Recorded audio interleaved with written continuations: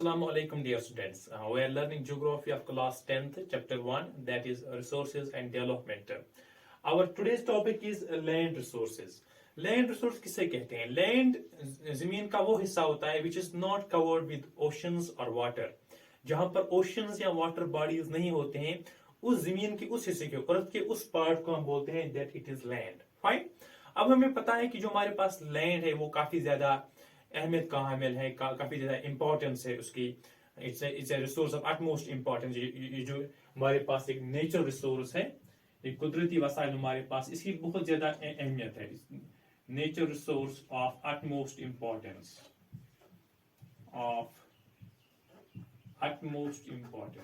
इसकी इंपॉर्टेंस, इसकी अहमियत किस तरह है? देखो, जो भी हम कोई इकोनॉमिक एक्टिविटी जमीन पर करते हैं, जो भी हम कोई लाइफ एक्टिविटी करते हैं, जो भी हम इकोनॉमिक एक्टिविटी करते हैं, जहां पर हम रहते हैं, दैट इज अर्थ. लेकिन अर्थ का कौन सा साइड? That is land. अब हम देखते हैं कि इतना ही नहीं, हमारी इकोनॉमिक एक्टिविटीज हो, हमारी कोई भी लाइफ एक्टिविटी हो, हम लैंड पर करते हैं. इसके साथ हम देखते हैं कि जो हमारे पास नेचुरल वेजिटेशन है, जो हमारे पास कुदरती नबातात है, they are also available on land. हमारे पास नेचुरल वेजिटेशन है, हमारे पास वाइल्ड लाइफ है, हमारे पास बाकी जो हम काम करते हैं, जैसे इंसानी जिंदगी है, ह्यूमन लाइफ है, या जो हमारे पास ट्रांसपोर्ट एंड कम्युनिकेशन है, that's also possible mainly on land. Fine. इसके अलावा हम कह सकते हैं जो हमारे पास इकोनॉमिक एक्टिविटीज हम करते हैं, जो हम इक्तिसादी अमल करते हैं, they are also possible on land. So कहने का मकसद है जो हमारे पास लैंड रिसोर्स है, ये कुदरती वसाइल जो हमारे पास है, इसकी काफी ज्यादा अहमियत है. बिकॉज ऑफ दीज थिंग्स, इसमें नेचुरल वेजिटेशन है, वाइल्ड लाइफ है, ह्यूमन लाइफ पॉसिबल है, यहाँ पर ट्रांसपोर्ट एंड कम्युनिकेशन यहाँ पर पॉसिबल है, एंड जो हम इकोनॉमिक एक्टिविटीज करते हैं वो भी हम जमीन पर ही करते हैं. फाइन. सो कहने का मकसद जब इंपॉर्टेंट है, it means we should go for careful planning of this resource. हमें मोहतात तरीके से इसकी मंसूबाबंदी करनी चाहिए ताकि हम इसको अच्छे तरीके से इस्तेमाल कर पाए, इन द लॉन्ग रन इस्तेमाल कर पाए. फाइन. और हम देखते हैं हिंदुस्तान में, हम देखते हैं जो हमारे पास लैंड रिसोर्स है, क्योंकि जो रिसोर्स हमारे पास है, इट्स अ फाइनाइट मैग्नीट्यूड. ये जो इसकी केयरफुल प्लानिंग क्यों जरूरी है? Because it's a finite magnitude. इसकी जो क्वांटिटी है, दैट इज फाइनाइट, वो काफी लिमिटेड है. हम इसकी अनलिमिटेड क्वांटिटी नहीं है. फाइन. इस वजह से भी हमें चाहे, हमें इसको केयरफुल तरीके से, मोहतात तरीके से, गौर फिक्र के साथ इसकी मंसूबाबंदी करनी चाहिए. फाइन. अगर हम इंडिया की बात करते हैं, जैसे कि हमने क्लास 9th में भी पढ़ा है, that we have different land forms in India. और हमने लास्ट ईयर पढ़ा है क्लास 9th में, that we have 6 major physiographic divisions. उसमें मैंने बात की, वहां पर हमारे पास ग्रेट हिमालयाज हैं, हमारे पास ग्रेट प्लेन्स ऑफ नॉर्थ है, हमारे पास डेक्कन प्लेट्यू है, हमारे पास कोस्टल प्लेन्स है, हमारे पास डेजर्ट्स हैं, हमारे पास आइलैंड्स है. तो we have multiple relief features in India. तो उन रिलीफ फीचर्स में अगर हम देखेंगे, बात करेंगे अब इनकी कंपोजिशन किसकी कितनी है, तो हम देखते हैं कि हमारे पास जो प्लेन्स हैं, plains they constitute 43% of our total land, available land. जो हमारे पास लैंड अवेलेबल है, उसमें तकरीबन 43% वो क्या है? They are plains. और प्लेन्स में हमारे पास फैसिलिटी होती है, हम एग्रीकल्चर को प्रैक्टिस कर पाते हैं. हमारे पास जो इंडस्ट्री होती है वो भी प्लेन्स पर ही मुमकिन है. Fine. So plains are very important for us. इसमें हम फैसिलिटी प्रोवाइड करते हैं एग्रीकल्चर की, इंडस्ट्री की. एंड इसके बाद जो दूसरा है, दे आर माउंटेन्स. जो माउंटेन्स का जो हिस्सा है, टोटल जो हमारा लैंड है अवेलेबल लैंड, उसका जो 30% लैंड है, दैट इज माउंटेन्स. और हमें पता है कि माउंटेन्स की कितनी अहमियत है. Mountains are the source of perennial rivers. जो हमारे पास पेरिनियर रिवर्स है, वो रिवर्स जिनमें साल भर पानी होता है. हमने डिफरेंट ड्रेनेज सिस्टम में डिफरेंट रिवर सिस्टम को पढ़ा है. तो जो हमारे पास पेरिनियर रिवर्स जिनमें साल भर पानी होता है, दे आर, उनका जो सोर्स है, दे आर माउंटेन्स. इतना ही नहीं, इसके बाद it's a source of our tourism. जो हमारे पास अवेलेबल है, जैसे सोर्स ऑफ इकोनॉमी हो, हमारे हमारे पास एक रेवेन्यू जनरेशन का एक सोर्स होता है, तो that's also because of mountains. और जो हमारे पास जो इसके लिए इसके पास अलावा है, दे आर इकोलॉजिकल इंपॉर्टेंस भी इनकी है। जो इकोलॉजी, जो हमारे पास एनवायरमेंट है, उसमें बैलेंस मेंटेन करना, उसमें तवाजुन बरकरार रखना, वो भी that's also possible because of mountains. And number third is plateaus. जो प्लेट्यूज है, they constitute 27% of our land. Fine. और प्लेट्यूज की हमें अहमियत पता है, जो भी हमारे पास मिनरल्स हैं, they are available in plateaus. जो मिनरल्स हो, या इसके अलावा अगर हम बात करेंगे फॉसिल फ्यूल्स हो,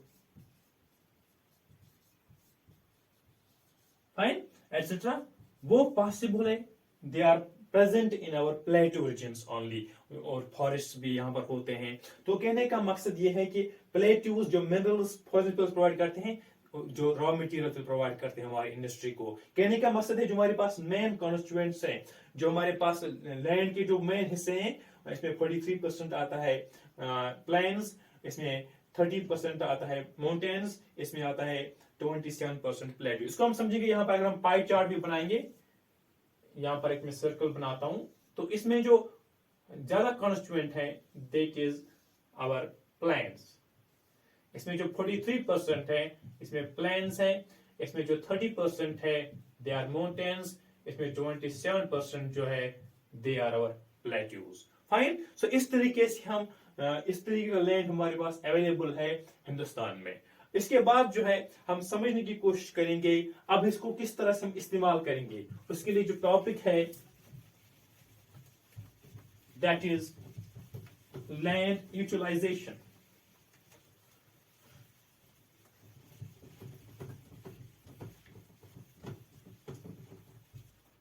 अब हम समझेंगे इसके बाद लैंड यूटिलाइजेशन।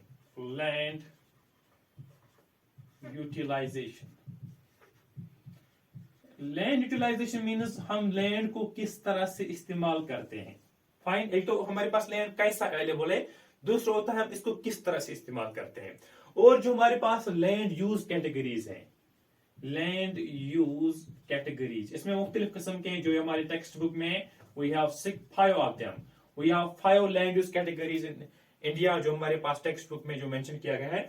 दूसरा काम होता है जो हमारे पास कितना ज्योग्राफिकल एरिया है, हमें इन चीजों को कंफ्यूज नहीं करना है। जो ज्योग्राफिकल एरिया, किस स्टेट का कितना ज्योग्राफिकल एरिया है, उसको काउंट करने के लिए होता है survey of India. Survey of India, जिसका हेडक्वार्टर है कहां पर, देहरादून में। देहरादून। फाइन। इसके अलावा जो हमारे पास लैंड यूज कैटेगरीज है, जिसको मैनेज करना किसका काम है, it is the job of land revenue department. Land revenue department, ये काम रेवेन्यू डिपार्टमेंट जो हमारा मुंसलिक होता है, हर स्टेट का अपना लैंड डिपार्टमेंट होता है, ये उसी का काम होता है लैंड यूज कैटेगरीज को मैनेज करना। किसमें कितने जो हमारे जो हम आगे पढ़ेंगे, जैसे फॉरेस्ट कितना है, फॉलो लैंड कितना है, नेट जोन एरिया कितना है, वो हम आगे देखेंगे। ये काम जो होता है ये लैंड डिपार्टमेंट का है। और ज्योग्राफिकल एरिया आपने देखे भी होंगे, जो इंडिया की जो मैप्स हुए उनको कौन बनाता है, generally survey of India. Fine. तो यहां तक अब हम समझेंगे जो हमारे पास लैंड, इनको हम 5 हिस्से करेंगे। पहले हम एक एक करके पढ़ेंगे इनको। Number 1 is forests. जो पहला लैंड यूज कैटेगरी है, दैट इज फॉरेस्ट्स। फॉरेस्ट किसे कहते हैं, फॉरेस्ट वो इलाका होता है जहां पर हमारे पास प्लांटेशन होती है, ट्रीज होती है, अंडरग्रोथ होती है, तो उस इलाके को हम फॉरेस्ट। मगर यहाँ पर जो फॉरेस्ट का मेंशन जो मैंने यहाँ पर किया है, ये वो इलाका होता है जिसको गवर्नमेंट डिमार्केट करे, नोटिफाई करे। It's a land demarcated by government. इसको गवर्नमेंट डिमांड करता है किसी इलाके को। ये जो इलाका है, फॉर एग्जांपल ये हमारा फॉरेस्ट है। फाइन। और इसको हमें डिफरेंशिएट करना होता है from actual forest cover.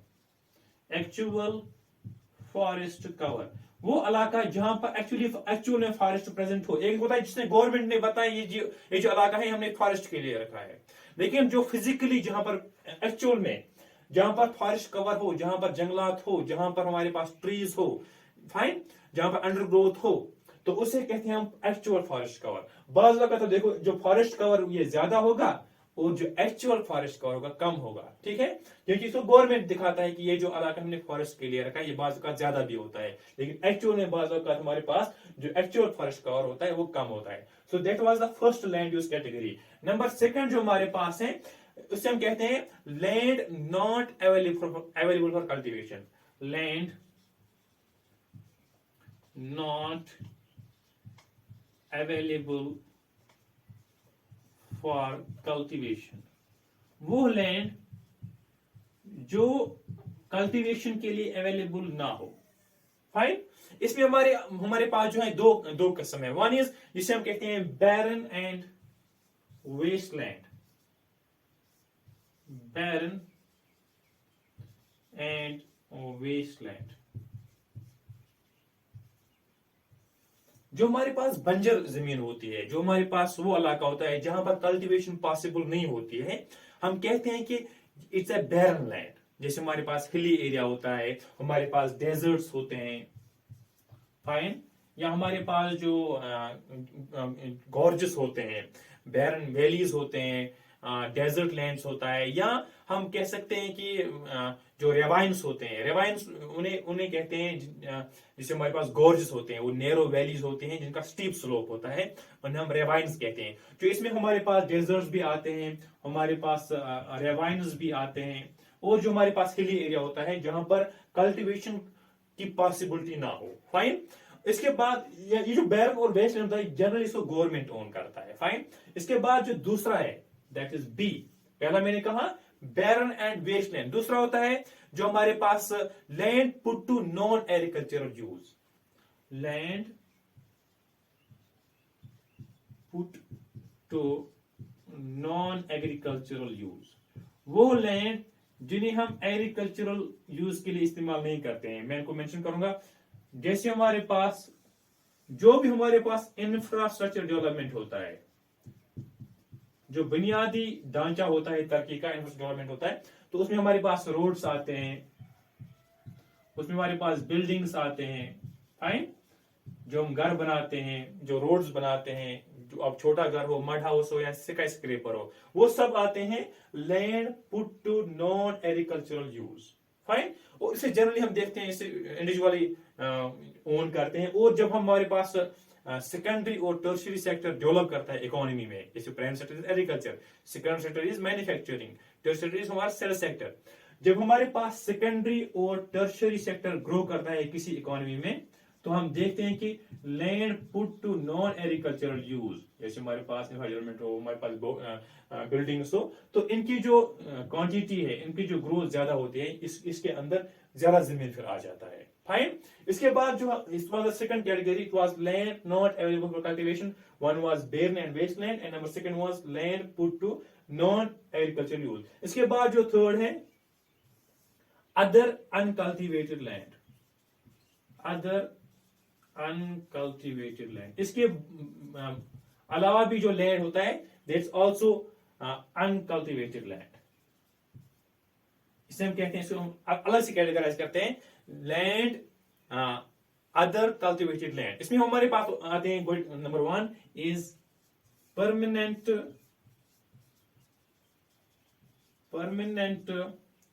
pastures and grazing lands। Permanent pastures and grazing land, जिन्हें हम चरागाह कहते हैं, जिसमें जो हमारे पास मुख्तलिफ चरवाहे होते हैं, वो अपने जो मवेशी होते हैं उनको वहां चराते हैं।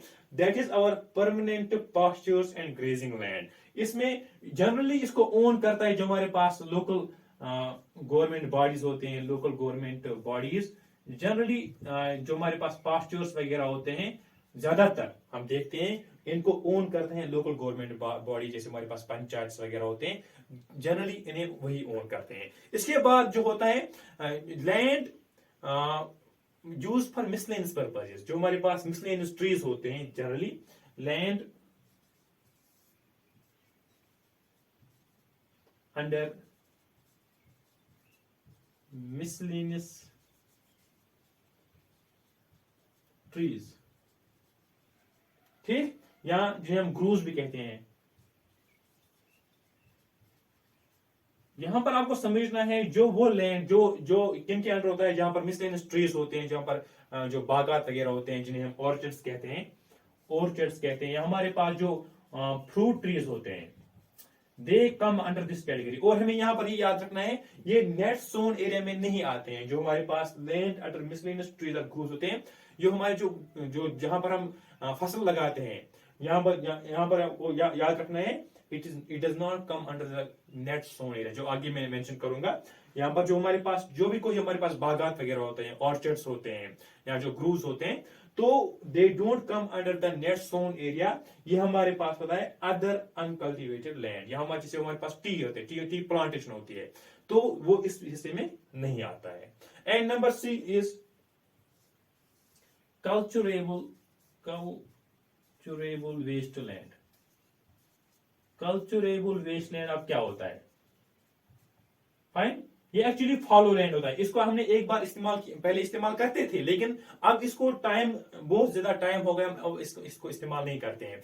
इसको तकरीबन हुए होते हैं मोर देन 5 ईयर्स, 5 साल से ज्यादा, मोर देन 5 ईयर्स हुए होते हैं, हम इसको अभी इस्तेमाल नहीं करते। इसे हम कहते हैं culturable wasteland. It was the third category under other uncultivated land. Fine, पहले मैंने कहा फॉरेस्ट, उसके बाद मैंने कहा land not available for cultivation, number third मैंने कहा अदर अनकल्टिवेटेड। इसके बाद जो fourth one is there, that's called fallow land. Fallow land, fallow land वो लैंड होता है, पहले आपको समझना है कि इसको हम इस्तेमाल पहले करते थे, फिर हम इसको बीच में छोड़ देते हैं। यहां पर मैंने मेंशन किया कल्चरेबल वेस्टलैंड, ये एक्चुअली फॉलो लैंड ही है, लेकिन इसको हमने 5 साल से ज्यादा अरसा हो गया, अब इसको इस्तेमाल नहीं करते हैं। अब इसमें दो किस्म है, that is current follow, current follow land.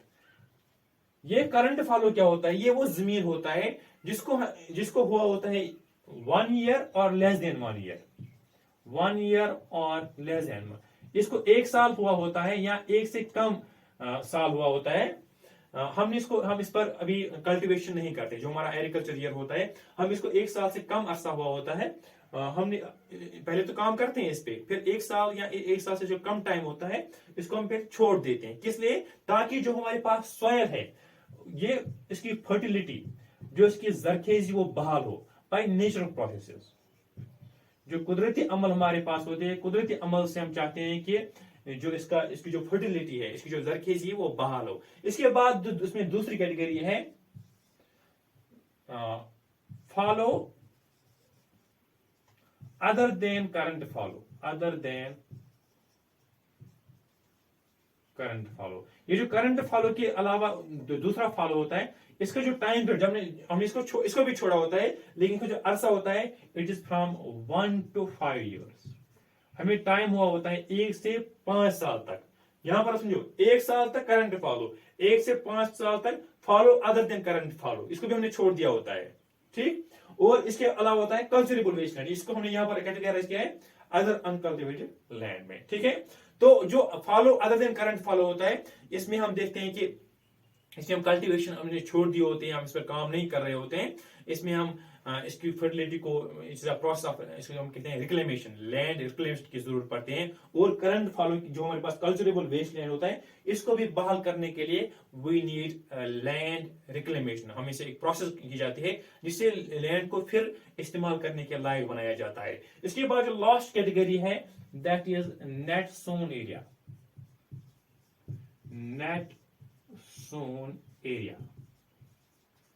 Net sown area वो एरिया होता है जो फिजिकली अवेलेबल है, जो फिजिकली अवेलेबल है फॉर कल्टीवेशन।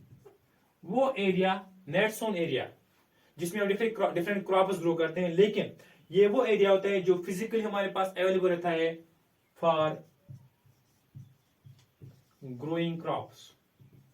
इसमें हम क्रॉप्स को ग्रो करते हैं। फाइन, आपको यहां पर और एक टर्म समझने हैं, that is gross cropped area, gross cropped area.